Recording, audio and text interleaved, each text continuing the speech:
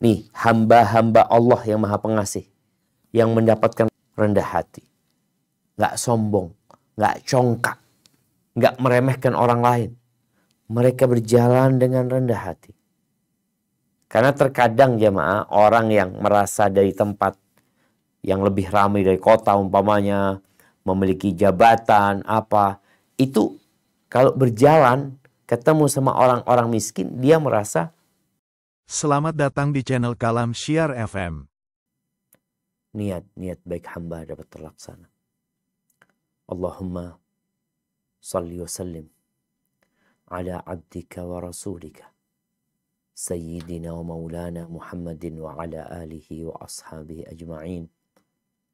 Ya Allah, semoga salawat dan salam, berkah dan nikmat senantiasa Engkau curahkan untuk hamba kekasih-Mu, untuk baginda Nabi kita Muhammad alaihi salatu wassalam, untuk keluarga beliau, untuk istri-istri beliau, untuk putra-putri beliau, dan untuk seluruh sahabat Nabi. Semoga Allah meridhai kita bersama mereka. Amma ba'd, jamaah rahimakumullah. Kita semua nggak ingin ada gempa. Kita semua nggak ingin adanya banjir. Kita semua nggak menginginkan terjadinya tsunami. Tapi itulah kehendak Allah Azza wa Jalla. Allah mengirimkan bencana-bencana yang menimpa manusia agar manusia kembali kepada Allah Azza wa Jalla. Kita berdoa agar saudara-saudara kita yang meninggal dunia akibat bencana yang ada diampuni sama Allah Subhanahu wa taala. Dan saudara-saudara kita yang masih hidup agar mereka kembali kepada Allah Subhanahu wa taala. Kalau yang meninggal akan kembali kepada Allah, mau tidak mau, mereka sudah waktunya kembali. Tapi yang masih hidup, hendaklah dia kembali kepada Allah dengan bertobat kepadanya, memohon ampun kepadanya. Musibah dunia ini adalah musibah yang tidak seberapa dibandingkan dengan musibah agama. Kalau orang terkena gempa, meninggal dunia dalam kondisi dia nggak sholat, dia banyak berbuat maksiat, dia kepingin kembali ke dunia untuk berbuat amal soleh, tapi nggak ada kesempatan buat dia. Maka bagi yang hidup hendaklah dia kembali kepada Allah Subhanahu wa taala. Rasul sallallahu alaihi wasallam berdoa, "Wala taj'al musibatana fi dinina." Ya Allah, jangan jadikan musibah itu menimpa agama kami. Bagi yang masih hidup, dan semoga Allah memberikan rahmat kepada semuanya, tolong bersabar, menerima apa yang terjadi.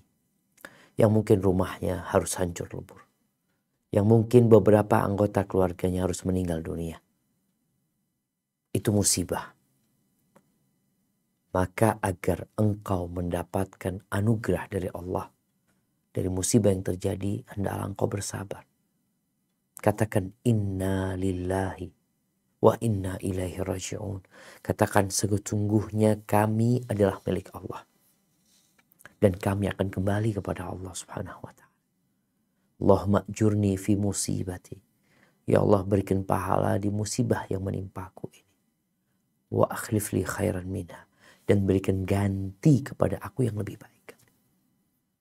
Semoga dengan seperti itu kita bisa melewati hari-hari yang sulit, yang berat ini dengan keridhaan Allah Subhanahu wa taala. Bagi yang tempatnya berdekatan dengan yang tertimpa musibah, hendaklah mereka berusaha untuk membantu saudara-saudara kita. Bagi yang berjauhan, mungkin bisa dengan mendoakan dan memberikan sesuatu yang bisa dikirimkan kepada mereka. Intinya jamaah, dunia ini akan hancur.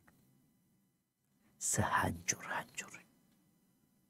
Gunung-gunung yang kita lihat, yang menjulang tinggi, yang menjadikan Indonesia kokoh, gagah. Apa kata Allah tentang gunung-gunung itu ketika orang-orang bertanya, wa yas'alunaka 'anil jibal. Mereka bertanya kepadamu tentang cerita gunung-gunung ini. Bagaimana nanti cerita akhirnya? Faqul yansifuha rabbi nasfa. Katakan, Tuhanku akan menghancurkannya sehancur-hancur. Faidharuha qa'an safsafa. La tara fiha iwajan wala amta. Kau akan mendapati semuanya rata. Semuanya rata. Dan tidak ada tanda bagi seorang pun.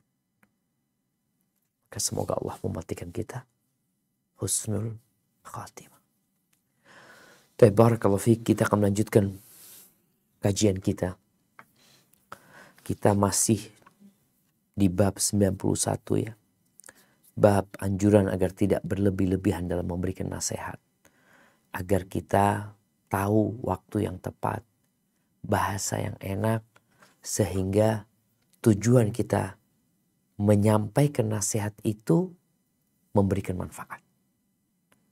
Karena jangan sampai keinginan kita yang penting Anda sampaikan. Kita nggak peduli orang mau dengar, nggak dengar. Kalau orang sedang nggak mendengar, ada apa nggak memberikan nasihat? Maka hendaklah kita memilih waktu, tempat, dan kondisi. Sehingga nasihat kita pun akan mendapatkan manfaat. Baik, kita sampai ke hadis 701 insyaAllah. Nah, tafadhal. Bismillah. Hadis nomor 701. Wa an Muawiyah bin al-Hakam Sulami radhiyallahu anhu qala baina ana usalli ma'a Rasulillah sallallahu alaihi wasallam idh atasa rajulun minal qaumi faqultu yarhamukallah faramanil qaumu bi absarihim faqultu wa suqla ummiyah ma sa'nukum tanduruna ilayya faja'alu yadribuna bi aydihim ala afjadhihim falamma ra'aituhum yusammitunani lakinni sakat falamma shalla Rasulullah sallallahu alaihi wasallam fabi abi huwa wa ummi ma ra'aitu mu'alliman qablahu wala ba'dahu ahsana ta'liman minhu fawallahi ma kaharani wala darabani wala syatamani qala inna hadhihi salata la yasluhu fiha syai'un min kalamin nas innaha hiya tasbihu wa takbir wa qira'atul Qur'an atau kama qala Rasulullah sallallahu alaihi wasallam. Qultu ya Rasulullah inni hadithu ahdin bi jahiliyah wa qad ja'a Allahu bil Islam wa inna minna rijalan ya'tuna al-kuhan qala fala ta'tihim. Qultu wa minna rijalun yatatayyarun qala zaka syai'un yazidunahu fi sudurihim fala yasudunnahum. Rawahu Muslim. Dari Muawiyah bin al-Hakam as-Sulami radhiyallahu anhu, dia menuturkan, ketika aku tengah mengerjakan sholat bersama Rasulullah Shallallahu Alaihi Wasallam, tiba-tiba ada seseorang yang bersin. Lalu aku mengucapkan, ya rahmukallah, mudah-mudahan Allah memberi rahmat kepadamu. Tiba-tiba semua orang memandang ke arahku, maka aku katakan, celaka kalian, mengapa kalian memandangku seperti ini? Kemudian mereka memukulkan tangan mereka ke paha mereka. Ketika aku melihat mereka, ternyata mereka ingin supaya aku diam, sehingga aku pun diam. Setelah Rasulullah selesai mengerjakan sholat, aku rela ayah dan ibumu sebagai tebusan beliau. Aku tidak pernah melihat seorang pendidik pun yang lebih baik daripada beliau, sebelum maupun sesudahnya. Demi Allah, beliau tidak menghadiku, tidak juga memukulku dan mencemoohkanku. Beliau bersabda, sesungguhnya di dalam sholat ini tidak boleh ada perbincangan manusia, karena sesungguhnya sholat itu adalah tasbih dan takbir serta bacaan Al-Quran, atau sebagaimana yang disabdakan oleh Rasulullah Shallallahu Alaihi Wasallam. Aku katakan, wahai Rasulullah, aku baru saja meninggalkan masa jahiliyah, dan Allah telah mendatangkan Islam. Dan sesungguhnya di antara kami ada beberapa orang yang mendatangi para dukun. Beliau bersabda, "Jangan sampai kamu mendatangi mereka para dukun." Kemudian aku katakan, dan di antara kami juga orang-orang yang suka meramal kesialan atau tatoyur. Beliau lalu bersabda, yang demikian itu merupakan sesuatu yang mereka dapatkan di dalam dada mereka. Oleh karena itu, jangan sampai hal itu menghalangi mereka. Hadis riwayat Muslim. Barakallahu fiik. Subhanallah jamaah. Kita melihat bagaimana nasihat yang tepat diberikan dengan cara yang hikmat akan berdampak manfaat yang besar buat yang dikasih nasihat. Ini cerita Muawiyah ibn al-Hakam as-Sulami. Bagaimana tatkala dia sholat, ya ada yang bersin. Yang bersin mungkin mengatakan Alhamdulillah. Maka Muawiyah mengatakan Yarhamukallah. Ini ketika sedang sholat. Yang diucapkan oleh Muawiyah doa sebenarnya.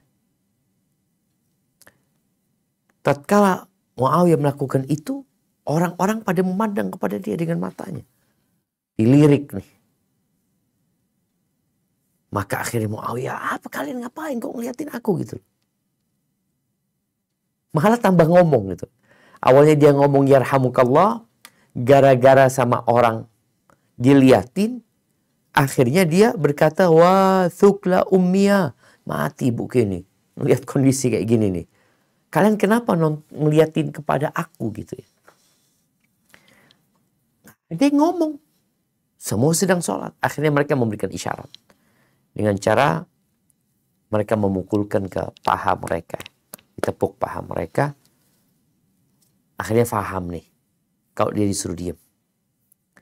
Jadi boleh jadi memberikan tanda itu sesuai dengan yang difahami sama orang-orang ya. Kalau sekarang nyuruh diam itu kadang-kala dengan tanda seperti ini. Wah orang tuh paham. Kita nggak boleh ngomong. Kita lihat orang-orang pada rame-rame mau kita kasih tanda.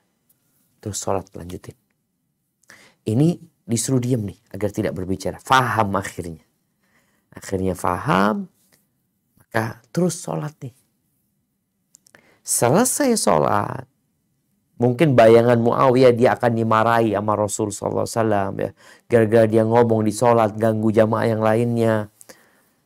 Maka Muawiyah memberikan sebuah kesaksian jamaah.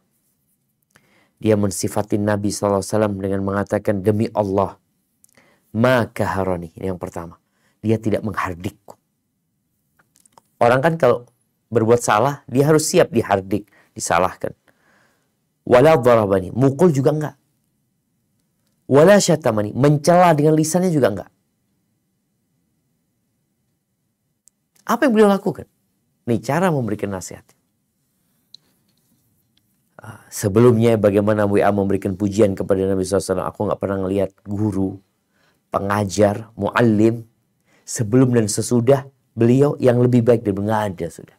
Artinya dalam hidup dia Muawiyah nggak ada yang lebih baik dari Nabi SAW. Wa hadza fi hayatina jami'an. Nggak ada guru yang lebih mulia, yang lebih afdal dari Rasul Sallallahu Alaihi Wasallam. Nabi hanya mengatakan kepada Muawiyah, Inna hadhi salah la yasru fiha syai'un min kalamin. Ini sholat nggak boleh ngomong. Sebelumnya sholat itu boleh ngomong. Jadi dulu di awal Islam orang sholat itu bisa ngobrol jemaah. Kamu dari mana gitu. Boleh. Sampai Allah turunkan firman-Nya, Hafidhu ala salawati was salatil wusta wa qumu lillahi qanitin. Nggak ada ngomong setelah itu. Muawiyah sepertinya dia belum dapat tuh informasi tentang hal itu. Beliau hanya menjelaskan bahwa sholat ini adalah tasbih, takbir, dan membaca Al-Quranul Karim. Setelah dikasih tahu, muncul banyak pertanyaan dari Muawiyah. Di sini tadi, ketika kita memberikan nasihat kepada seseorang, tepat sasaran, tepat waktunya, biasanya orang itu akan bertanya lagi dengan harapan mumpung ketemu orang yang memberikan nasihat kepada dia, mumpung ketemu guru yang baik sama dia, maka dia akan menumpahkan pertanyaan-pertanyaan dia. Bukan cuma ini pertanyaannya sebenarnya. Di antara pertanyaannya dia mengatakan, ya Rasulullah, aku tuh orang yang baru saja meninggalkan masa jahiliyah. Dia baru masuk Islam. Dan Allah telah mendatangkan agama Islam ini, memberikan hidayah kepadanya. Lalu tanyalah, di antara kami ini ada yang suka datang ke dukun. Dukun tuh biasanya mengabarkan ya hal-hal yang gaib ya. Akan terjadi ini atau telah terjadi ini dan itu. Yang orang nggak tahu dia tahu. Maka Nabi SAW mengatakan, fala ta'tihim. Kau jangan mendatangi mereka. Ahibati fillah, orang itu kepo. Orang itu kepingin tahu dengan masa yang akan datang. Makanya kadang-kadang kedatangan mereka kepada dukun paranormal ini ya menjadikan mereka termotivasi gitu. Yang jadi masalah dukun ini memberikan informasi yang gaib, padahal la ya'lamu man fis samawati wal ardil ghaiba illallah. Gak ada yang tahu yang gaib yang di langit dan bumi kecuali Allah Subhanahu wa taala. Sampai Nabi SAW mengatakan, walau kuntu a'lamul ghaib lastakthartu minal khair wa ma massani su'. Kalau aku tahu dengan yang gaib, aku tidak akan ditimpa keburukan. Seperti perang Uhud, tahu akan kalah, ya udah, pakai strategi lain. Tapi beliau nggak tahu. Dan beliau tidak akan terkena bencana sedikit pun. Kayak mau tahu akan terjadi gempa, ya udah, minggir dulu gitu, menjauh dahulu. Maka di sini dia bertanya kepada Nabi SAW tentang apa hukum mendatangi dukun ya. Beliau mengatakan, fala ta'tihim. Jangan mendatangi mereka. Nih. Di hadis yang lain Nabi memberikan penjelasan dosa mendatangi dukun. Man atakahinan au arrafan lam tuqbal lahu salatun arba'ina yauman. Barang siapa yang mendatangi dukun atau orang pintar, nggak diterima salatnya selama 40 hari. Maka Nabi SAW mengatakan, fala ta'tim, kau jangan mendatangi mereka. Qultu wa minna rijalun yatatayyarun. Dan di antara kami ada orang-orang yang suka meramal kesialan. Tatayyur. Tatayyur itu asalnya dari kata tayr, burung ya. Karena media mereka adalah burung pada waktu itu. Yang banyak dilakukan. Kalau keluar rumah, tahu-tahu burungnya terbang ke kiri, oh udah, berarti nggak jadi. Berangkat mereka. Kalau terbang ke kanan, oh mereka jalan. Insya Allah itu tanda kebaikan. Ini tatayur. Dulu pakai burung. Ada tatayur pakai hari. Ada merasa sial itu dengan bulan. Contohnya, bulan Syawal. Itu banyak orang yang takut menikahkan di bulan Syawal. Di masa Nabi SAW. Maka Aisyah menjelaskan bahwasanya aku dinikahi Nabi SAW di bulan Syawal. Beliau masuk sama aku bulan Syawal. Dan aku adalah istri yang paling beliau cintai, kata dia. Artinya mereka merasa yang nikah di bulan Syawal itu ya nanti berantakan rumah tangganya. Dan sekarang juga kita melihat masih ada yang berangkat ke dukun, mau menikahkan putrinya, minta tanggal baik, kata dia. Minta tanggal baik. Emangnya dia tahu tanggal baik? Nggak ada yang tahu sebenarnya. Itu pesan Nabi. Jadi bicara tatayur ini sampai sekarang ada yang tatayur sama angka ya. Sehingga dia ya ketakutan dengan angka 13. Ketakutan dengan angka 3. Merasa ini adalah tanda kesialan. Enggak jemaah. Allah tidak menjadikan kesialan di sana. Nah, maka Nabi SAW mengatakan, dzaka syai'un yajidunahu fi sudurihim. Itu sesuatu yang mereka dapatkan dalam dada mereka ya, karena bertahun-tahun ya dididik, dibesarkan dengan tatayur ini, kadangkala kalau ada sesuatu jadi takut dia sudah siapa. Maka apa kata Nabi SAW? Fala yasuddunahum. Jangan sampai menghalangi mereka. Menghalangi mereka dari apa? Dari yang dia rencanakan untuk dilakukan gara-gara ada burung atau apa. Ada yang dengan suara tatayur. Ada yang dengan hari. Ada yang nggak boleh dia bagi sebab. Taib, ini berkaitan dengan nasihat ya. Tadi disebutkan bagaimana Muawiyah bin Hakam gara-gara kasih nasihat sekali dengan cara yang baik. Akhirnya dia bertanya banyak hal yang menyebabkan dia berilmu. Dia tahu tentang hukum-hukum itu. Baik, dilanjutkan. Bismillahirrahmanirrahim. Hadis nomor 702.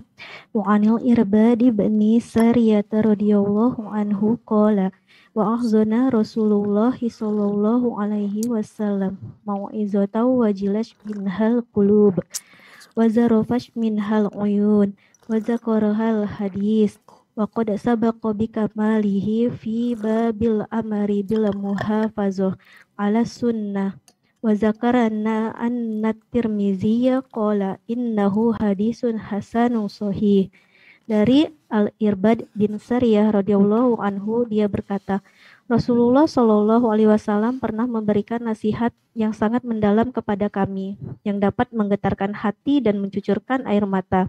Hadis ini telah disampaikan secara lengkap dalam bab 16, yaitu perintah memelihara sunnah dan etikanya. Dan disebutkan bahwa At-Tirmizi mengatakan hadis itu merupakan hadis hasan sahih. Barakallahu fiik. Nah, kita lihat di sini bagaimana Rasulullah SAW memanfaatkan momentum yang tepat memberikan nasihat kepada para sahabat. Ketika beliau memberikan nasihat, sahabat itu benar-benar terharu.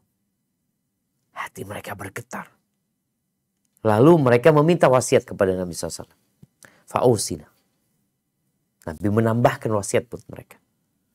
Tapi ingat, dalam koridor yang tidak membuat orang bosan. Karena ada orang yang ketika memberikan nasihat, akhirnya membuat orang itu jadi bosan dengan nasihat. Yang awalnya suka jadi bosan. Kalau kita lihat hadis-hadis Nabi SAW yang berkaitan dengan ceramah beliau, ya pidato beliau kepada para sahabat, itu bisa dihitung dan bisa dihafal kemudian. Tidak terlalu banyak omong kosong yang kemudian sulit dicerna oleh masyarakat. Jadi di sini berkaitan dengan bagaimana Nabi memberikan nasihat yang mengena kepada hati mereka, membuat mereka menangis. Baik, hadis ini sebenarnya sudah dibahas, tapi karena Al-Imam Nawawi berbincang tentang masalah nasihat, maka beliau datang lagi hadis ini. Kita akan masuk ke bab selanjutnya, yaitu bab as-sakinah wal waqar. Nah, tafadhali.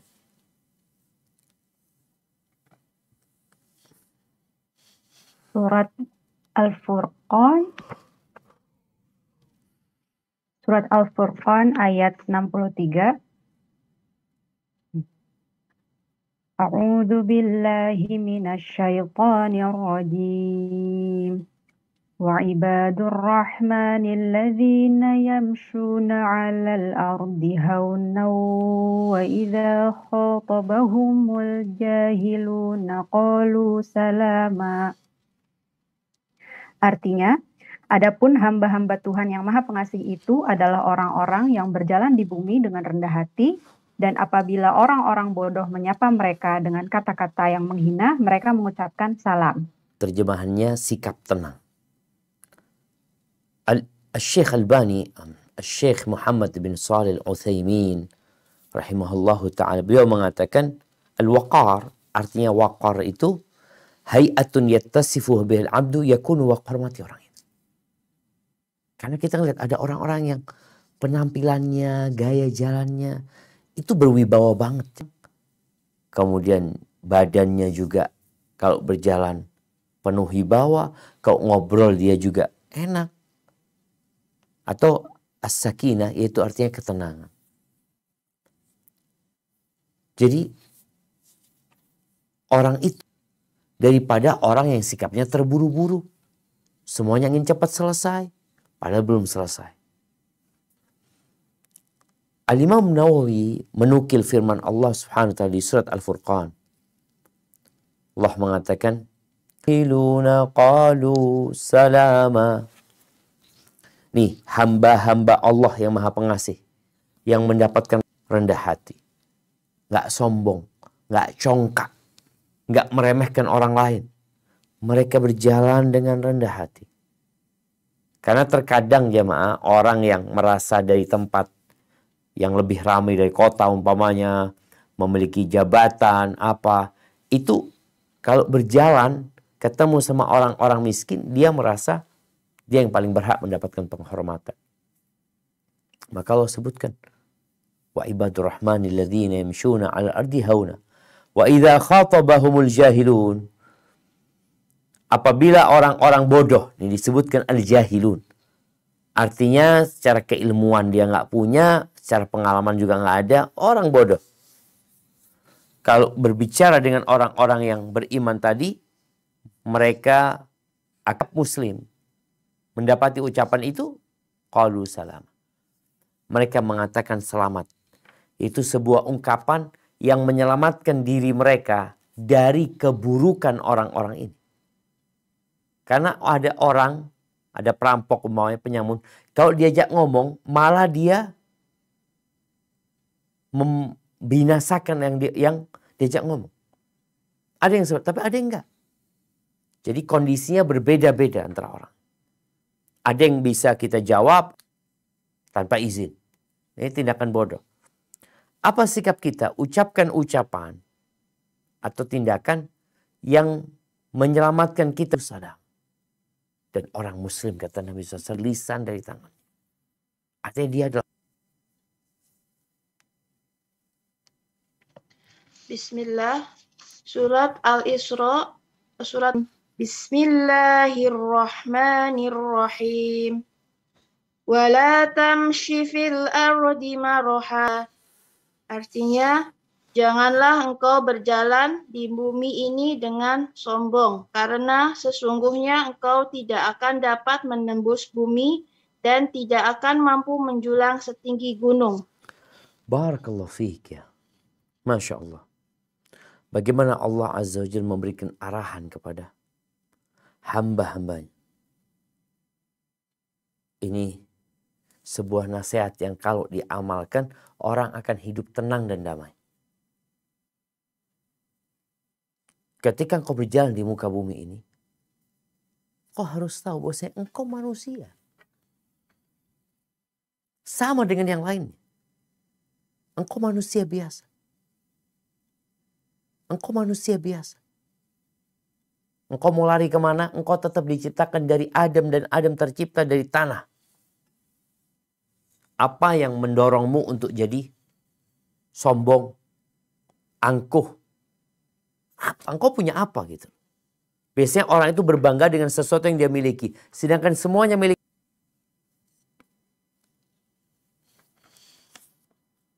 Ya, hadis nomor 703. Bismillahirrahmanirrahim. Hadis nomor 703.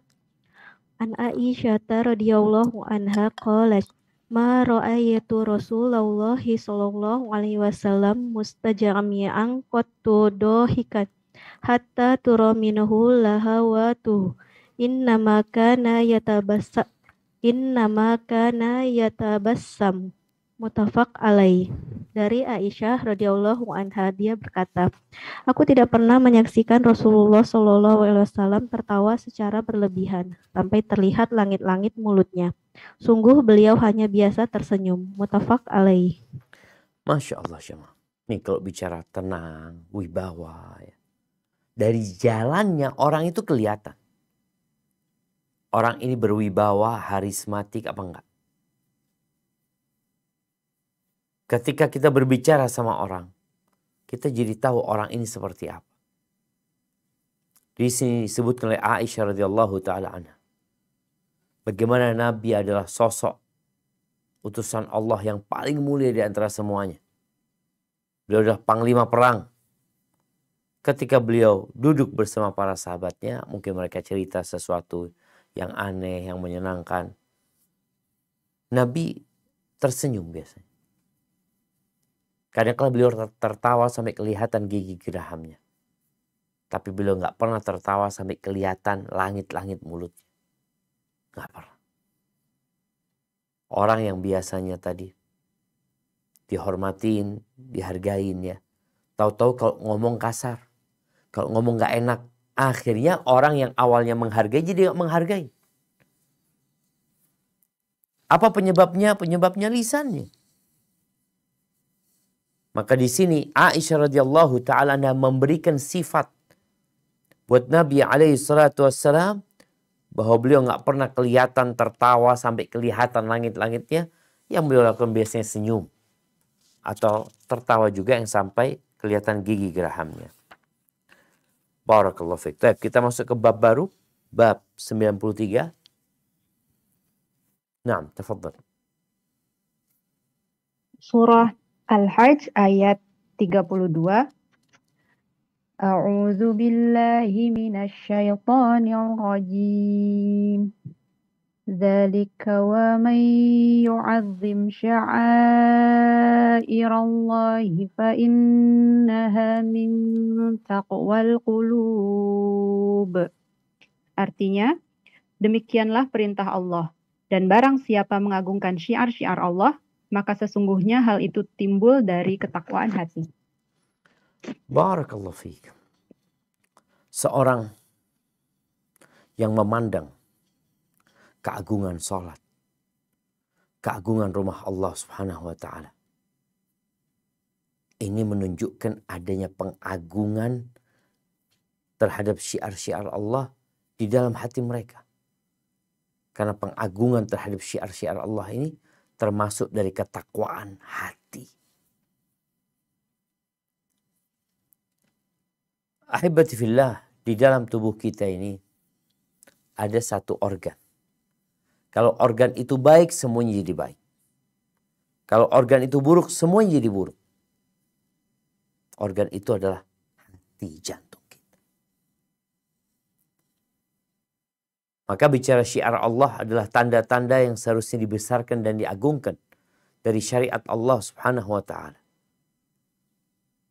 Dan Nabi alaihi salatu wasallam adalah orang yang pertama kali mengagungkan syiar Allah. Kita akan lihat sebentar lagi hadis bagaimana ketika seorang berjalan ke masjid, dia berjalan dengan penuh kewibawaan, dengan tenang, tidak terburu-buru.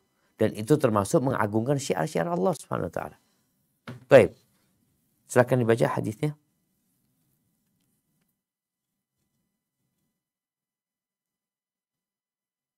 Bismillah. Hadis nomor 704.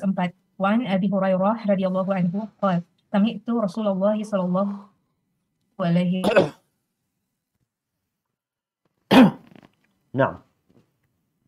Tafadhal. wasallam yaqul idza uqimatis shalah.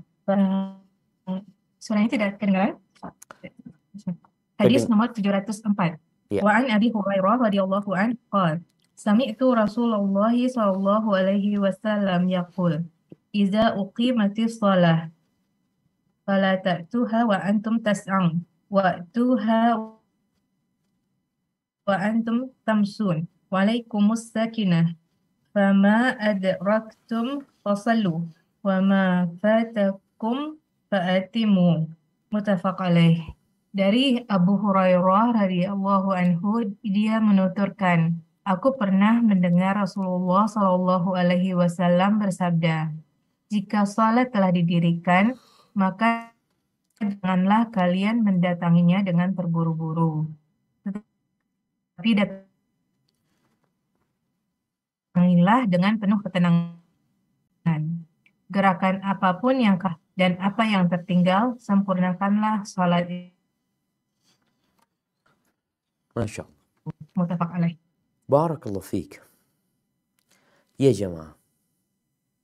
Ini masih ada kaitannya dengan bab sebelumnya, bab tentang as-sakinah wal waqar. Di mana Abu Hurairah mengatakan, aku mendengar Rasul sallallahu alaihi wasallam bersabda, idza uqimatis shalah. Kalau salat didirikan. Dari sini sebagian ulama berpendapat bahwa iqamatus shalah itu boleh pakai mic, didengar sama orang di luar masjid boleh. Karena kita lihat dalam hadis ini, Nabi menyebutkan apabila didirikan sholat, kalian jangan mendatanginya dengan berlari-lari. Ini menunjukkan mereka di luar masjid. Mereka sedang datang ke masjid, dengar qomat, langsung mereka lari-lari. Malahan yang dianjurkan adalah bagaimana mendatanginya. Wa antum tamshun, kalian berjalan kaki, wa alaikumus sakinah, dan kalian diliputin dengan kedamaian. dengan ketenangan. Syekh bin Utsaimin rahimahullahu ta'ala, beliau mengatakan bahwa ada sebagian ulama yang berpendapat kalau takut kehilangan rakaat, imamnya sudah ruku nih atau mau ruku, maka disebutkan oleh beliau fala ba'sa an yusri'a qalilan sur'atan la takunu sur'atun qabiha atau la takunu sur'atun qabiha fa innahu la ba'sa bidzalik. Jadi kalau kita takut kehilangan satu ruku umpamanya, kita udah masuk masjid nih, ini imamnya mau ruku nih atau sedang ruku nih, maka disebutkan oleh sebagian ulama boleh agak cepat jalannya atau lari dengan catatan tidak menimbulkan kegaduhan. Tidak menimbulkan kegaduhan. Kalau menimbulkan kegaduhan, maka jangan. Baik. Lalu di sini disebutkan fama adraktum fasallu. Ya udahlah. Apa yang kalian dapat itu yang milik kalian. Dapat imam mamanya ruku, ternyata ruku rakaat terakhir. Ya udah, engkau berarti dapat satu rakaat kalau dapat rukunya imam. Jadi yang penting jamaah bagaimana kita berniat, kemudian tadi kita kumpulkan hati kita ketika berjalan ke masjid, jangan berlari. Biasanya orang yang berlari itu ngos-ngosan dan ketika sholat dia nggak bisa langsung khusyuk karena pikirannya kemana-mana. Barakallahu fikum. Nah, lanjutkan.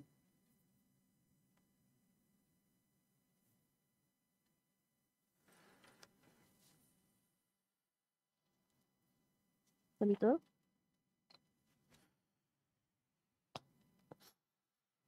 Betul. Lubuk linggau Ahwan.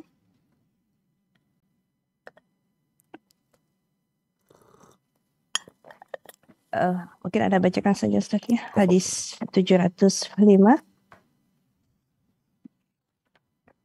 Wa 'an ibni Abashin radhiyallahu anhuma anna dawa'a ma'an nabi sallallahu alaihi wasallam yawma Arafata fasami'a an-nabiyyu sallallahu alaihi wasallam wa ra'ahu zawjan shadidan wa darban wa sawtan lil iblis fa asyara bisyai'i ilaihim wa qala ayyuhan nasu alaikum bisyakinati fa inna birra laysa bil itada'i wa huwa Abu Daud wa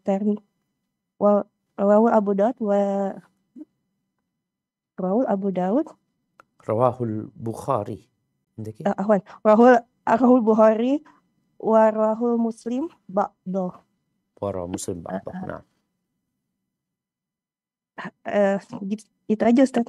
Oh ya Awan, dari Ibnu Abbas radhiyallahu anhu bahwa dia pernah berjalan bersama Nabi sallallahu alaihi wasallam pada hari Arafah. Tiba-tiba Nabi sallallahu alaihi wasallam mendengar di belakang beliau ada hardikan keras, pukulan dan suara unta. Maka beliau mengisyaratkan dengan cambuknya ke arah mereka. Saya berkata, wahai manusia, hendaklah kalian tenang karena ketaatan itu tidak dengan tergesa-gesa. Diriwayatkan oleh Al-Bukhari dan oleh Muslim sebagiannya. Masya Allah, barakallahu fiik. Nah, ahibati fillah. Rasulullah SAW ketika haji di tahun ke-10 Hijriah, beliau haji sekali ya. Setelah hijrahnya beliau, dan beliau mengatakan kepada para sahabatnya, khudhu anni manasikakum. Ambillah tata cara ibadah haji itu dari aku. Tata cara ibadah haji kalian dari aku.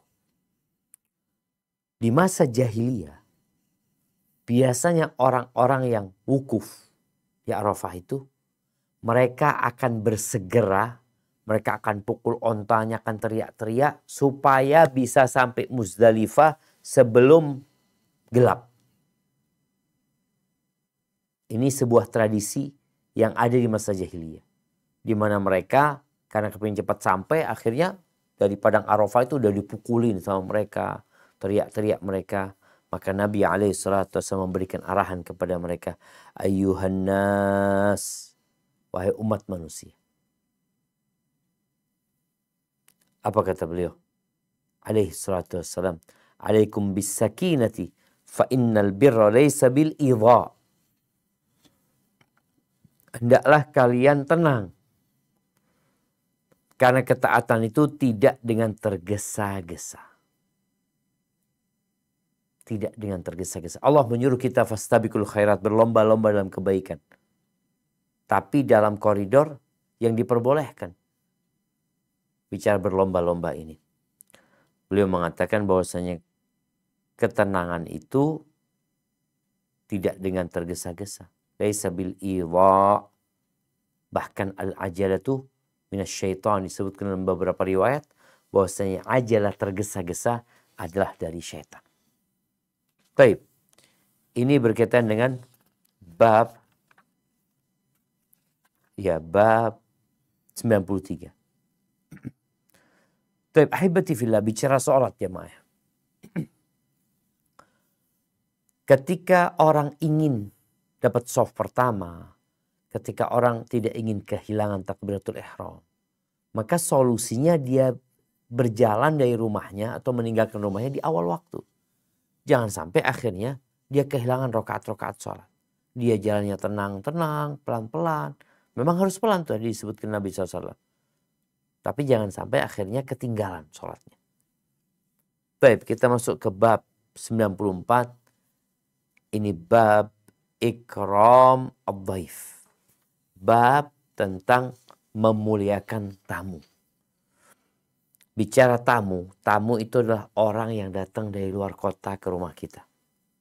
Kalau yang satu kota itu ya teman lagi ziarah lah. Tidak disebut tamu, biasanya di bahasa Arab seperti itu. Baik, silakan dibaca.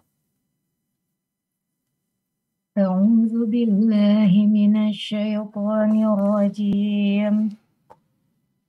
Hal ataka haditsu dhaifi Ibrahim al-mukramin. إذ دخلوا عليه فقالوا سلاما قال سلام قوم منكرون فراغ إلى أهله فجاء بإجل سمين فقربه إليهم قال Adamu Muhammad cerita tamu Ibrahim, malaikat-malaikat yang dimuliakan, ingatlah ketika mereka masuk ke tempatnya lalu mengucapkan salaman atau salam. Ibrahim menjawab, salamun atau salam. Mereka itu orang-orang yang belum dikenalnya. Maka diam-diam dia, Ibrahim, pergi menemui keluarganya. Kemudian dibawanya datang, maka mengapa tidak kamu makan? Quran Surat Az-Zariyat ayat 24-27. Ad-dhaif, kata Syekh bin Utsaimin dalam syarah Riyadhus Shalihin, beliau mengatakan huwa alladhi yanzilu bika musafiran. Tamu itu adalah seorang yang singgah di tempatmu dalam kondisi dia musafir. Dari luar kota musafir. Li ajli an tatalaqahu bil iwa, agar engkau menyambutnya dengan memberikan tumpangan, tempat singgah, makan, minum, dan apa yang dia butuhkan. Jadi tidak disebut tamu. Bicara tamu ini memang, ya, di masa lalu itu belum ada hotel, belum ada warung. Sehingga orang itu kalau datang, ya dia harus dikasih tempat tinggal, dikasih makan. Makanya dalam agama Allah itu, dalam Islam ini, ada haknya tamu untuk dimuliakan. Wajibnya 1 hari. Lanjut ke hari ketiga itu sunnah. Artinya wajibnya kita memberikan segala yang kita miliki sebagai bentuk penghargaan kepada dia. Dan menyambut dan memuliakan tamu ini adalah sebuah perilaku lama ya, yang dicontohkan sama Nabi Ibrahim alaihi salatu wassalam. Dan di sini disebutkan cerita ketika para malaikat hendak berangkat ke kampungnya Nabi Lut alaihi salam. Di situ mereka bertemu dengan Nabi Ibrahim. Diceritakan bagaimana nih. Mereka datang mengucapkan salam, Ibrahim mengatakan salam, tapi menjelaskan, kami ini nggak kenal sama kalian ini siapa gitu loh. Akhirnya Nabi Ibrahim masuk ke rumahnya, dia bawa anak kambing bakar. Jadi Nabi Ibrahim itu punya banyak peternakan ya pada waktu itu. Beliau berikan itu anak sapi yang gemuk, faqarrabahu ilaihim, didekatkan kepada mereka. Di sini sebagian ulama berbincang kalau bisa makanan itu yang diangkut dibawa ke depannya tamu, bukan tamu yang diajak masuk untuk makan. Kan sebagian orang kadang-kadang gitu, tamunya di ruang tamu, waktu makan, yuk fadhal. Ternyata yang lebih utama adalah bagaimana tamu itu mendapati jamuan dan sajian itu di hadapan mereka. Sehingga mereka merasa dihormatin gitu. Nabi Ibrahim sembelih anak sapi ya. Bi'ijlin samin. Dibakar, disuguhkan kepada mereka. Ternyata mereka tidak mau makan. Ini bagaimana Nabi Ibrahim memuliakan tamu dengan menyembelih anaknya sapi. Hatim at-Ta'i. Dia adalah sosok orang yang dermawan. Dia pernah ditanya. Ada yang mengalahkanmu dalam kedermawaan. Ada, kata dia. Siapa, kata dia? Ada anak yatim. Tadi. Aku pernah singgah ke rumah dia. Dia itu punya 10 ekor kambing. Ketika datang, dipotonglah salah satu untuk memuliakan tamu. Hatim ini dikasih otaknya ya. Otak kambing bakar itu. Enak, katanya Hatim ini. Ketika ngomong enak ya, aku gak pernah makan seenak ini. Anak yatim itu tahu-tahu masuk ke dalam rumahnya. Dia bawakan kepada Hatim otaknya kambing lagi. Terus dibawakan. Sampai kekenyangan Hatim sama otak kambing. Dan kita tahu kambing ini otaknya cuma satu gitu. Ketika mau pulang keluar dari tenda itu, dia lihat berantakan banyak darah. Darah semua. Terus ya Allah, Hatim baru sadar, kata dia. Mana kambingmu? Kau potong semua? Iya, kata dia, dipotong. 10 ekor dipotong. Otaknya dikasihkan ke Hatim. Akhirnya, kenapa engkau lakukan itu, kata dia? Iya, sesuatu yang engkau sukai. Dan kami mampu untuk menyuguhkannya. Masa kami tidak menyuguhkannya? Akhirnya sama Hatim, dia dikasih, kalau nggak salah, 50 ekor onta jemaah. Sama 300 ekor kambing. 50 ekor onta sama 300 ekor kambing. Kata orang yang tanya sama Hatim at-Ta'i, dia mengatakan, berarti engkau lah yang lebih mulia daripada engkau, lebih dermawan. Kau kasih kepada dia 300 sama 50 ekor onta, kata dia. Enggak, dia yang lebih mulia dari aku. Kok bisa, kata dia? Karena dia memberikan segala yang dia miliki. Sedangkan aku hanya memberikan sebagian daripada apa yang aku miliki. Betul, anak itu gak punya kambing lagi sudah. Jadi memuliakan tamu ini adalah sebuah ajaran Islam yang begitu agung. Tapi bicara tamu zaman, nanti kita akan baca ya beberapa hadis yang berkaitan dengan tata cara memuliakan tamu ini. Apakah sampai hari ini tetap kita harus memuliakan tamu dengan cara yang akan kita baca nantinya? Padahal sekarang ini kan sudah ada hotel, warung di mana-mana. Insya Allah kita akan baca itu. Baik, dilanjutkan. Surah Hud ayat 78. A'udzu billahi minasy syaithanir rajim. Waja'ahu qaumuhu yuhra'una ilaihi wa min qablu kanu ya'maluna as-sayyi'at. Qala ya qaumi haula'i banati hunna atharu lakum fattaqullaha wa la tukhzuni fi dhayfi. Alaysa Alaysa minkum rajulur rasyid. Artinya, dan kaumnya segera datang kepadanya. Dan sejak dahulu mereka selalu melakukan perbuatan keji. Lut berkata, wahai kaumku, inilah putri-putri negeriku, mereka lebih suci bagimu. Maka bertakwalah kepada Allah dan janganlah kamu mencemarkan namaku terhadap tamuku ini. Tidak adakah di antaramu orang yang pandai? Barakallahu fikum. Iya, Nabi Lut juga merupakan sosok yang pandai memuliakan tamu. Jadi cerita Nabi Lut sama di surat Adz-Dzariyat ayat 24-27, tamunya itu datang ke Nabi Ibrahim, lalu nanti di sana mereka ditanyai sama Nabi Ibrahim, fama khatbukum ayyuhal mursalun, qalu inna ursilna ila. Nabi Ibrahim ketika itu ada di Palestina ya.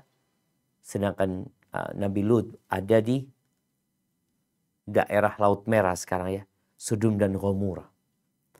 Jadi ketika Nabi Ibrahim hijrah bersama Nabi Lut itu ketika mau masuk Palestina ditaruhlah di daerah sana untuk berdakwah. Jadi Nabi Lut bukan dari kampung sana. Orang-orang sana itu membuat persyaratan kepada Lut agar tidak menerima tamu. Nggak boleh dia menjamu tamu. Kenapa? Kalau menjamu tamu kan mau nggak mau beliau harus menghormati, menghargainya. Sedangkan orang-orang di kampungnya Nabi Lut ini, mereka orang-orang gay, LGBT mereka juga di sana. Maka mereka kepingin kalau ada tamu mereka yang garap. Na'udzubillah. Maka akhirnya ketika datang, awal masuk kota ini ketemu sama 3 putrinya Nabi Lut. Maka akhirnya putrinya 2, kalau nggak salah 2 atau 3 lupa. Nah, itu ngasih tahu ke bapaknya bahwasanya ada orang-orang yang ganteng banget gitu. Takut kalau mereka nanti ketahuan sama kaummu, ya mereka akan dilecehkan. Akhirnya sama Nabi Lut, singkat cerita dibawa ke rumahnya. Ternyata ada yang membocorkan cerita kedatangan tamu itu siapa? Istrinya sendiri. Orang-orang pada datang. Disebutkan di sini, waja'ahu qaumuhu yuhra'una ilai. Segera mereka. Dan Nabi Lut mengatakan kepada mereka, fattaqullaha wa la tukhzuni fi dhaifi. Kalian bertakwalah kepada Allah dan jangan mencemarkan ya, melecehkanku dalam urusan tamu-tamuku. Tapi ternyata mereka tetap memaksa jemaah untuk masuk ke rumah. Ya. Akhirnya malaikat Jibril yang hadir pada waktu itu mengatakan, ya Lut, inna rusulu rabbik. Kami ini utusan Tuhanmu, kau tenang aja. Akhirnya malaikat Jibril menghempaskan satu sayapnya dan semua orang-orang jadi buta pada waktu itu. Nabi Lut benar-benar mengatakan kepada mereka, alaysa minkum rajulun rasyid. Apa nggak ada orang yang ngerti di antara kalian? Yang punya petunjuk nggak ada. Kok dikasih omongan, dikasih tahu, pada nggak paham. Disuruh dengan perempuan nggak mau. Ya udah jemaah. Orang itu kalau sudah rusak pikirannya, dia akan kehilangan rasa malu. Dan itu yang terjadi dengan kaumnya Nabi Lut. Sehingga mereka tidak melecehkan tamu-tamunya Nabi Lut alaihissalam. Baik, insya Allah berkaitan dengan ini kita akan bahas pada kesempatan yang akan datang tentang bagaimana cara memuliakan tamu. Tapi intinya ingat, tamu itu adalah seorang yang musafir, yang dia datang untuk singgah ke tempat kita. Dia membutuhkan tempat tinggal, dia membutuhkan makan, minum, maka kita menjamu mereka ketika itu sebagai tamu kita. Hada sallallahu ala nabiyina Muhammadin wa ala alihi wasallam. Kita masuk ke sesi tanya jawab. Nah, Anda kembalikan ke moderator. Tafadhali. Barakallahu fiik Ustaz, jazakallahu khair. Hayakallah Ustaz yang telah memberikan tausiah pada hari ini, tausiah wasilah ilmu nasihat fawaid, penjelasan dari kitab Syarah Riyadhus Shalihin karya Imam An-Nawawi rahimahullah pada hari ini. Dan sebelum masuk ke sesi kedua, yaitu sesi tanya jawab, seperti biasa kami Gerobak Muslimah Gerobak Muskat ingin mengucapkan terima kasih kepada channel-channel dari media sunnah yang ikut serta menyiarkan relay kajian pada hari ini. Yang ini selain ada Gerobak Muskat, kita ada Sapa Muslim, Kans Media Sunnah TV, Sunnah Jalan Pasti TV, Niaga Rabbani TV, Al-Firqatun Najiyah TV. Kami ucapkan jazakumullah khair wa barakallahu. Alhamdulillah Ustaz, sudah ada masuk beberapa pertanyaan. Tafadhali mungkin Anda persilakan dulu dari jamaah Gerobak Muskat. Ukti Herna bisa meng-unmute dan bertanya kepada Ustaz Zuna. Bismillah. Assalamualaikum Ustaz. Waalaikumsalam warahmatullahi wabarakatuh. Ahlan Afwan wasahlan. Ustaz, Ana mau bertanya tentang memberikan nasihat kepada yang lebih tua, maksudnya keluarga dekat yang lebih tua, misalkan bibi atau paman gitu.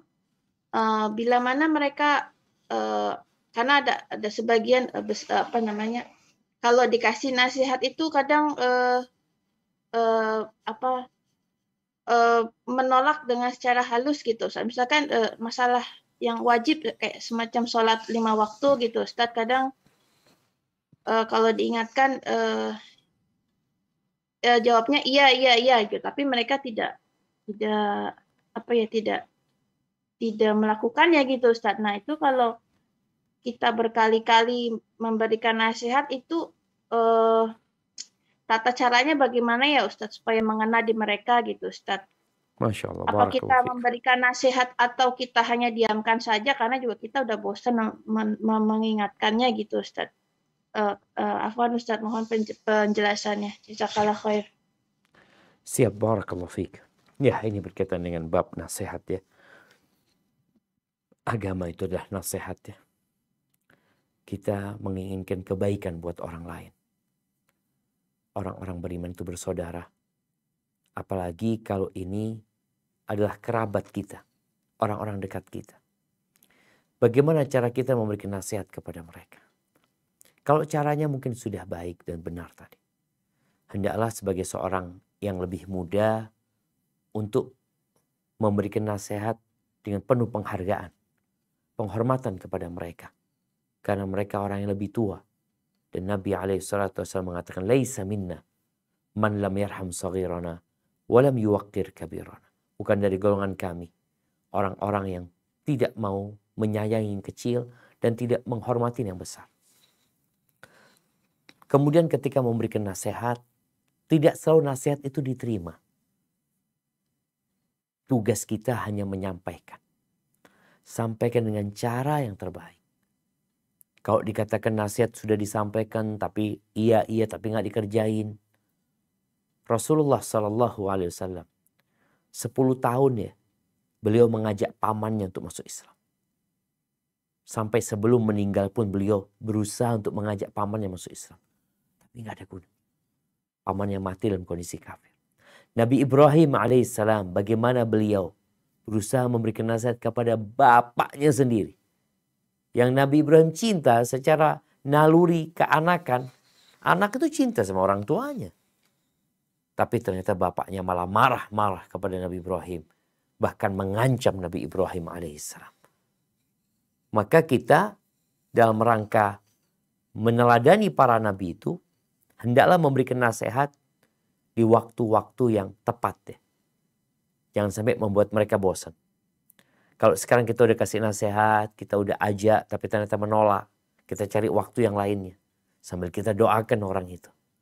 Atau kalau memang lihat ada orang yang gak mau terima nasihat dari yang lebih muda. Kita perlu juga mempelajari kenapa sih kok gak mau dengar dari anak.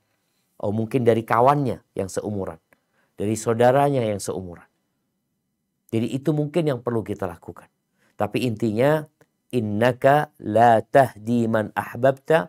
Walakin Allah yahdi man yasha wa huwa a'lamu bil muhtadin. Sesungguhnya engkau tidak dapat memberikan hidayah kepada siapa yang kau cintai. Gak bisa. Tapi Allah memberikan hidayah kepada siapa yang Allah kehendaki. Dan Allah lebih tahu dengan orang-orang yang pantas mendapatkan hidayah.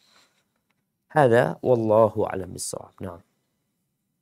Kalau hai Ustaz, takdir mungkin sudah resen Ukti Firly, jamaah Gerobak bisa meng-unmute dan bertanya kepada Ustaz Zuna. Ukti Firly. Nah, alhamdulillah, jazakallahu khairan Ukti Tias. Assalamualaikum warahmatullahi wabarakatuh, Ustaz. Waalaikumsalam warahmatullahi wabarakatuh. Ahlan wa sahlan. Naam, tafadhali. Ahlan bik, jazakallahu khairan Ustaz. Ahwan, ana izin bertanya Siap. terkait memberi nasihat dalam masa saat sekarang ini sedang berlangsung World Cup Piala Dunia, demikian Ustadz. Qadarullah berlangsungnya di negeri Muslim. Sementara perkara sepak bola yang seperti ini sepertinya lebih banyak mudaratnya daripada manfaatnya, Ustadz. Dan karena berlangsung di negeri Muslim, maka diselenggarakan upacara pembukaannya pun lebih banyak nilai-nilai Islam mungkin di sana. Sehingga Ana tidak mengikuti secara persisnya, tetapi banyak viral bahwa di sana pada saat pembukaannya ada dibacakan ayat suci Al-Quran, surat Al-Hujarat, ayat 13, ada pembacaan surat Ar-Rahman. Lalu kalau tidak salah sempat diundang seorang ulama besar tingkat dunia untuk memberikan tausiah dalam rangka pegelaran hajat sepak bola itu, Ustadz.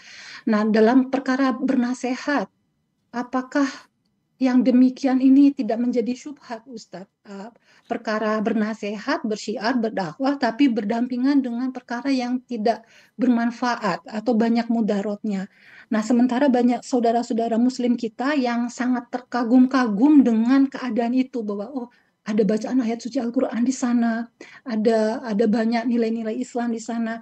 Banyak saudara-saudara kita yang mengagumi perkara itu. Apakah kekaguman itu betul, ataukah mungkin sikap Anda yang keliru yang harusnya ikut kagum juga? Sekiranya memang itu adalah sesuatu yang syubhat, lalu bagaimana sikap kami untuk beramar ma'ruf nahi mungkar, untuk bernasihat kepada saudara-saudara kita yang mungkin keliru mengagumi keadaan itu? Mohon nasihatnya, Ustadz. Jazakallahu khairan. Assalamualaikum warahmatullahi wabarakatuh. Waalaikumsalam warahmatullahi wabarakatuh. Masya Allah jamaah. Iya, ana itu udah sebulan ya nggak nonton berita. Jadi ana kemarin ke tempat orang tua baru dikasih tahu kalau ternyata ada Piala Dunia sekarang di Qatar sana. Walaupun ana udah tahu waktu beberapa tahun yang lalu waktu ke Qatar itu bahwasanya akan diadakan di sana. Baik. Yang pertama, main bola itu mubah. Boleh-boleh aja. Bahkan boleh jadi main bola itu bermanfaat. Mainnya ya, bukan nonton bolanya. Main bolanya. Di mana orang itu menjadi sehat ya, berolahraga. Dia lari sana, lari sini. Semangat.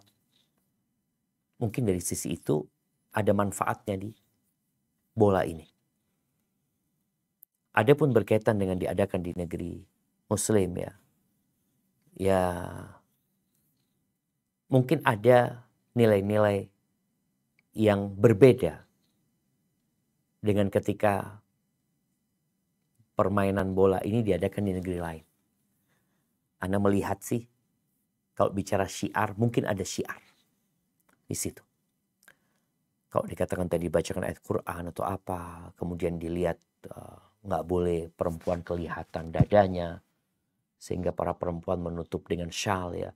Kemudian nggak boleh yang bawa pacarnya, jadi sebagian pemain bola akhirnya harus menikah ya. Karena selama ini mereka hanya kumpul kebo. Tapi intinya yang jelas, kalau bicara mudarat, mungkin banyak mudarat di sana. Namun, ya ana sampai sekarang nggak bisa memberikan jawaban yang mungkin yang gamblang ya dengan apa yang terjadi di sana, karena ana tidak punya gambaran yang cukup ya tentang nilai syiar agama yang di sana. Kalau tadi kan hanya ada beberapa kegiatan yang mungkin mengetuk hati mereka untuk menilai negeri Islam. Yang mungkin dari sisi pandangan mereka sebelum ini, umat Islam adalah umat yang nggak maju umpamanya, mereka yang tidak toleransi, mungkin yang rasis umpamanya, tuduhan-tuduhan itu mungkin akan hilang ya. Tapi bicara mudarat, mungkin ada mudaratnya di situ. Jadi memang dalam agama ini kita harus menimbang antara maslahat dan mudarat. Beberapa medsos ya, media mungkin ada yang menyebarkan bahwasanya belum pagelaran Piala Dunia ini sudah masuk Islam katanya. Sudah masuk Islam ada 500 orang katanya, tapi ternyata berita itu hoak ya, nggak benar. Tapi mudah-mudahan lah jamaah, kalau Anda lihat mudah-mudahan. Kita ini kalau sudah melihat sesuatu terjadi, kalau kita disuruh milih mungkin kita punya pilihan lain. Tapi ini sudah terjadi di sana, maka tugas kita bagaimana mendoakan semoga orang-orang pulang dari Qatar sana, pemain bola itu, ya semoga mereka mendengar tentang Islam, mereka tahu tentang Islam, sehingga Allah memberikan hidayah kepada mereka. Mungkin itu yang bisa kita lakukan untuk saat ini ya, karena memang hal ini sudah terjadi dan kita hanya bisa berharap semoga menjadi lebih baik nantinya. Hadza wallahu a'lam bissawab. Ahwan Ustadz, maksud Ana pada saat pembukaan itu kan layaknya pembukaan acara pesta olahraga demikian ya Ustadz. Jadi ada nyanyian, ada tarian, ada musik. Sementara acara berikutnya adalah pembacaan ayat suci Al-Quran. Ini melakukan hal-hal yang demikian, mencampur adukan antara yang hak dengan yang batil ini bagaimana ya Ustadz? Sementara banyak teman-teman di media sosial yang mereka mengagumi kejadian ini, begitu lalu men-share, lalu ya ini sebaiknya kita menyikapi yang demikian bagaimana? Mengingatkan atau diam saja atau bagaimana Ustadz? Jazakallahu khairan. Nah, itu tadi sebenarnya kalau kita lihat mereka menggabungkan yang hak dengan yang batil ya. Artinya yang seperti ini memang nggak pernah terjadi di tempat lain. Sehingga dalam pandangan mereka ada nilai Islamnya gitu loh. Kalau ini diadakan umpamanya di Amerika, ya tentu nggak akan ada nilai itu. Kalau ini diadakan di negeri lain, nggak ada nilai itu. Yang menyebabkan sebagian saudara kita itu bangga mungkin karena tadi ada bacaan Quran yang dibacakan kepada mereka. Jadi paling tidak jamaah, kalau Anda lihat ya jelas kemungkaran tetap kemungkaran tadi disebutkan. Ada tarian, mamanya ada nyanyi-nyanyi di antara mereka. Yang jelas itu sebuah kebatilan. Cuma yang diharapkan dengan dibacakannya ayat Al-Quran tadi, mungkin dibacakan sama artinya, mudah-mudahan ada yang dapat hidayah di antara mereka. Tapi yang jelas cara seperti itu, cara yang tidak syar'i sebenarnya. Namun mungkin ya, wallahu a'lam ya, Anda lihat.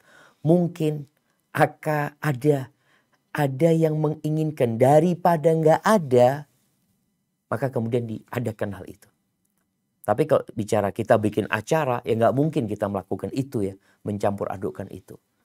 Jadi yang jelas kalau kita bicara bagaimana memberikan nasihat kepada kawan-kawan kita umpamanya, yang tadi mereka mungkin bangga men-share kemana-mana, ya kita berikan nasihat kepada mereka, ya bagaimana kita mengamalkan Al-Quran ini, meninggalkan kemaksiatan dan kemungkaran itu. Jadi memang dalam agama kita, tatkala kita tidak bisa menghilangkan kemungkaran semuanya, paling tidak kita mengurangi kemungkaran itu. Itu yang kita lakukan. Cuma kita juga perlu mengingatkan saudara kita dengan kemungkaran-kemungkaran yang ada. Oke, di sana dibacakan Al-Quran, tapi jangan lupa di situ juga ada kemungkaran-kemungkaran yang seharusnya itu ditinggalkan. Mungkin itu nasihat kita kepada kawan-kawan kita. Wallahu a'lam bishawab. Kalau Ustadz, masih banyak sekali pertanyaan Ustadz. Mungkin Ana ingatkan sekali lagi untuk yang sudah resen bisa menerima dulu pertanyaannya sebelum kita tanyakan kepada Ustadz Zunan langsung insya Allah. Tafadholi mungkin UTFV ada pertanyaan bisa dibacakan. Jazakillah khair, Uti Tias. Ini ada titipan pertanyaan Ustadz. Assalamualaikum warahmatullahi wabarakatuh.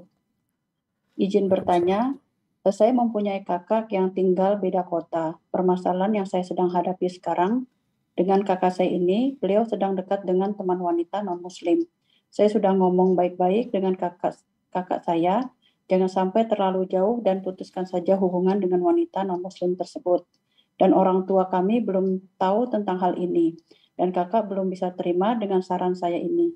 Bagaimana saya harus memerangi amal makruh nahi munkar dan takut dosa juga kalau mendiamkan hal ini, Ustaz. Kondisi kakaknya gimana tadi? Beda kota, Ustaz. Beda kota? Iya, Ustaz. Nggak tinggal beda sama kota. adiknya, enggak? Tidak. Beda Terus kota ini, Ustaz. Orang tuanya ada di mana? Beda kota juga Ustadz. Oke, mereka ini nggak satu kota semua. Paham? Iya. Iya Ustadz. Yang tahu dengan kelakuan kakaknya ini adiknya tadi. Iya adiknya. Siap. Nah, Bagaimana saya harus memerangi amal makruh nahi mungkar dan takut dosa kalau mendiamkan hal ini? Bagaimana Ustadz memberikan nasihat yang baik biar kakak cepat sadar mendapatkan hidayah sunnah dan tidak tersinggung? Jazakillah khair, barakallahu fiik. tunggu, kakaknya tadi belum menikah kan? Dan sama perempuan itu nggak menikah. Belum Ustadz. Nah, barakallahu fiik, ahibati fillah. Fitnah terbesar bagi kaum laki-laki itu wanita. Oleh karena itu Rasul SAW memberikan nasihat kepada para pemuda. Man istata'a minkumul ba'a falyatazawwaj. Maka berikan nasihat kepada kakak tadi, kalau memang dia ingin menikah, segera menikah. Karena kalau tidak, akan terus berbuat dosa. Dan bicara menikah, menikah dengan wanita yang soleha. Dan tugas seorang adik tadi hanya memberikan nasihat. Bagaimana sekarang ketika kakak tidak mendengarkan nasihat dari dia umpamanya? Mungkin sang adik dalam rangka menegakkan amar ma'ruf nahi mungkar, dia boleh laporan kepada bapaknya. Ngomong sama ayahnya, ngomong sama ibunya, agar kakak mendapatkan nasihat. Ibadillah ya, banyaknya terjadi kemungkaran khususnya yang berkaitan dengan laki-laki dan wanita ini di daerah-daerah yang banyak kos-kosan karena mereka terlepas dari pengawasan orang tua. Maka mungkin sebagai adik ini menjadi kesempatan dia untuk menyampaikan kepada orang tua, memberikan nasihat kepada kakaknya atau mengajak kakaknya untuk hadir kajian ya. Ayolah kakak datang kajian. Jadi ketika tadi nasihat sudah disampaikan dia nggak mau tahu, udahlah, ana minta satu hal. Apa permintaannya? Minta kakak datang kajian. Seminggu sekali, sepekan sekali. Pokoknya ada kajian di mana, datanglah kakak. Mudah-mudahan di sana dapat hidayah. Juga tadi bisa dengan mengadu kepada orang tua dengan harapan kakak dapat nasihat langsung dari orang tuanya. Soalnya orang itu kalau sudah kadung cinta jamaah, dia lupa dengan segalanya. Semua jadi indah. Kadang kalau lupa sama peringatan-peringatan dari Allah Jalla Jalla. Hadza wallahu a'lam bissawab. Na'am. Barakallahu fiik. Semoga dapat dipahami untuk yang bertanya khususnya. Tafadhali Ukti Rais bisa membacakan pertanyaan langsung kepada Ustaz Zuna. Assalamualaikum. Ini salah satu pertanyaan dari jamaah di Zoom Ustadz. Assalamualaikum warahmatullahi wabarakatuh Ustadz. Alhamdulillah. Izin bertanya Ustadz, saya bekerja di bidang pajak, tepatnya di Samsat. Yang saya baru tahu Ustadz bahwa kerja pajak ada yang membolehkan, ada yang menganggap dosa besar. Dan bagaimana saya yang sudah menerima titipan pajak yang harus ada uang tambahannya yang dibuat oleh petugas polisi. Mohon penjelasannya Ustadz. Syukran jazakallah khair. Gimana yang ada tambahannya dari petugas polisi? Iya, saya kurang ini juga begitu kata-katanya Ustadz. Dan bagaimana saya sudah menerima titipan pajak yang harus ada uang tambahannya. Mungkin ada yang melebihi dari yang seharusnya mungkin Ustaz. Barakallahu fiik. Naam jamaah rahimakumullah ya. Ya, ini menjadi masalah yang cukup pelik ya berkaitan dengan pajak, di mana negara harus membiayai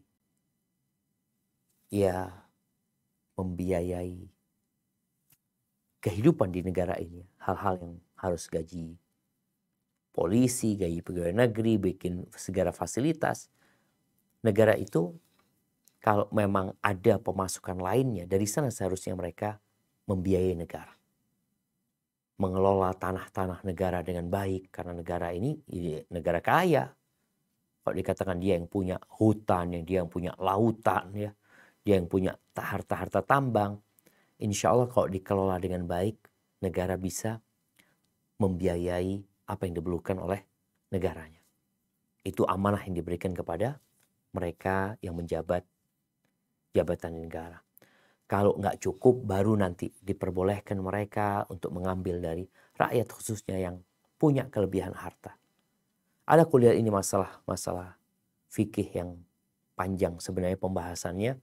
Tadi udah disinggung oleh penanya, ada mungkin sebagian yang membolehkan, ada juga yang melarangnya.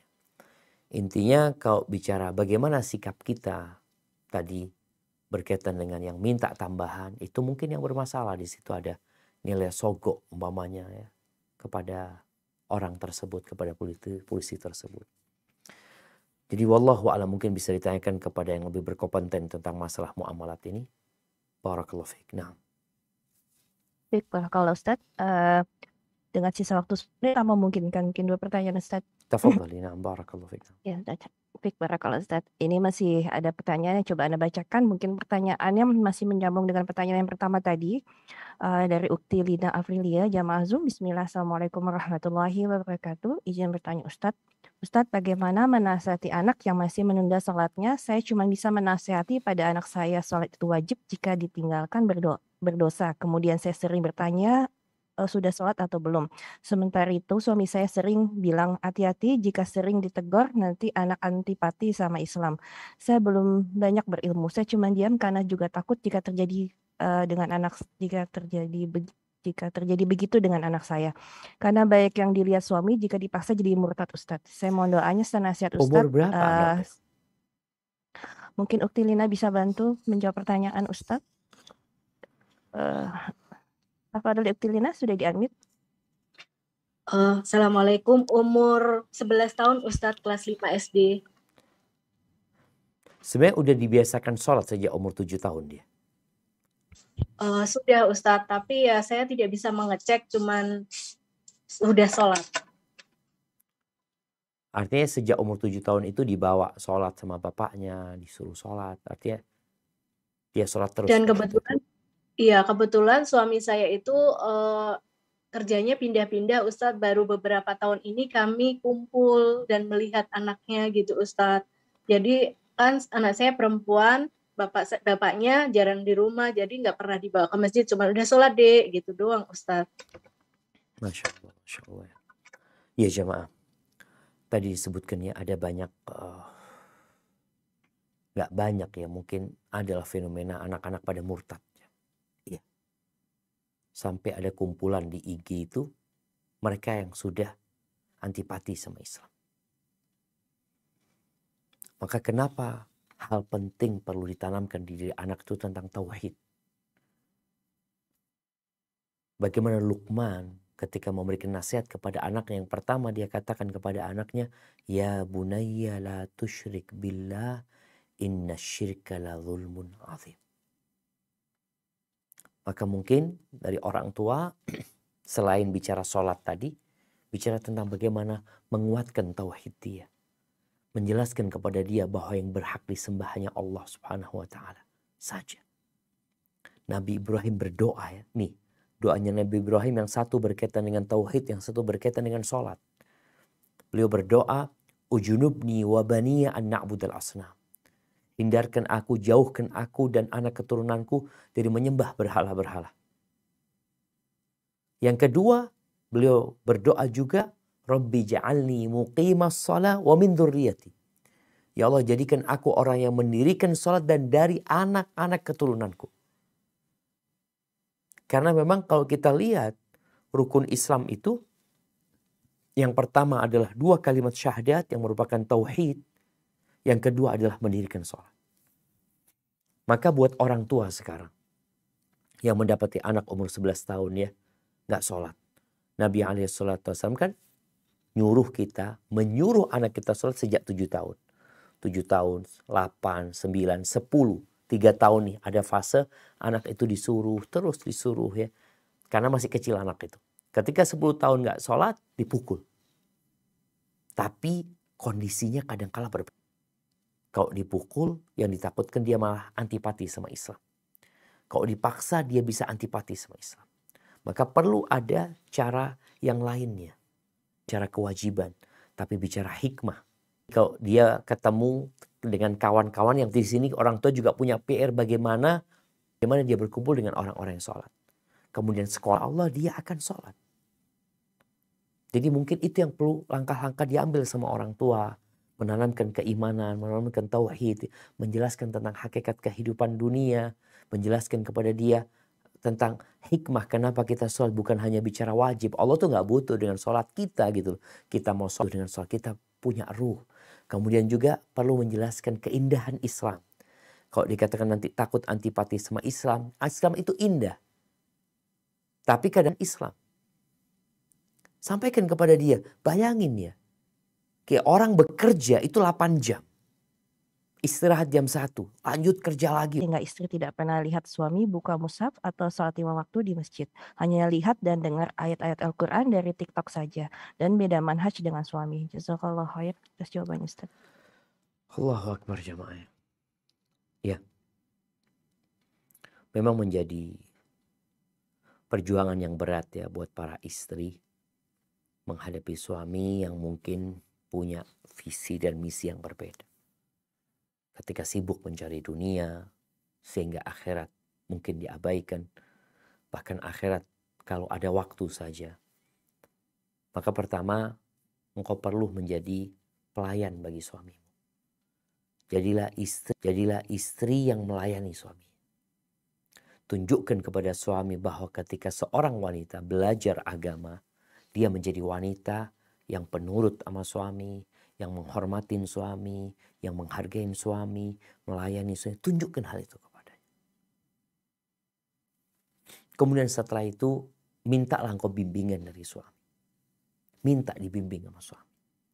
Sampaikan kepadanya segala keterbatasanmu, kelemahanmu. Sehingga suami sadar, engkau jadi imamku gitu. Aku menikah dengan dirimu itu bukan sekedar engkau untuk memberikan nafkah dan menyalurkan hasrat, tapi aku ingin engkau menjadi imamku di dunia dan di akhirat nantinya. Jadi istri bagaimana meletakkan suami di posisinya. Karena ada suami yang posisinya nggak benar gitu. Dia sebagai imam tapi berada di belakang. Di belakang tuh makmum gitu. Imam tuh di depan. Dia sebagai pemimpin tapi dia tidak pernah memimpin anak buahnya. Dia sebagai pemimpin ternyata dia hanya menjadi pencari uang. Enggak, engkau itu pemimpin. Engkau pemimpin. Jadi di sini seorang istri berusaha untuk mendudukkan suami di tempat yang sebenarnya. Engkau pemimpin, engkau imamku gitu. Bicara baca Al-Quran, minta sama suami, ayolah bang, aku kepingin baca Quran sama artinya sama engkau. Cari waktu, nggak punya waktu, ayolah kita bikin waktu. Terserah jam berapa aja umpamanya. Minta sama suami. Kemudian bicara datang kajian, mungkin bisa dibikin jadwal, ayolah bang, sebulan sekali. Minta sebulan sekali. Kita susun waktunya. Bisanya yang hari apa, bisa yang jam berapa. Karena paling tidak di situ ada ketenangan bang. Sampaikan artinya manfaat dari ini ya. Dengan tetap mendudukkan suami sambil terus mendoakan suami. Semoga suami mendapatkan hidayah. Tapi sekali lagi istri insya Allah dengan segala keterbatasan dia. Tapi dia memiliki sesuatu yang diinginkan suaminya. Mudah-mudahan dengan cara dia lebih melayani suami. Lebih menghargai suami. Suami mendapatkan hidayah nanti. Barakallahu fiik. Jamaah ana tadi masih kepikiran dengan yang Piala Dunia ini. Ana baru cari ya. Ternyata yang dibacakan ketika Piala Dunia itu hanya surat Al-Hujurat ya, ayat 13. Adapun ayat-ayat yang lain sebenarnya itu kejadian lain. Tapi sekarang kan orang kadang-kala bikin video, dikumpulin, kemudian disebarin. Padahal belum tentu kebenarannya. Jadi intinya ya kita berharap ya, kita hanya bisa berharap apa yang terjadi di Qatar ini semoga nanti banyak orang yang dapat hidayah di sana. Dan semoga Qatar sendiri menjadi lebih baik ya, diberi petunjuk oleh Allah Subhanahu wa taala. Karena jelasnya akan mungkin ada banyak kemungkaran yang terjadi.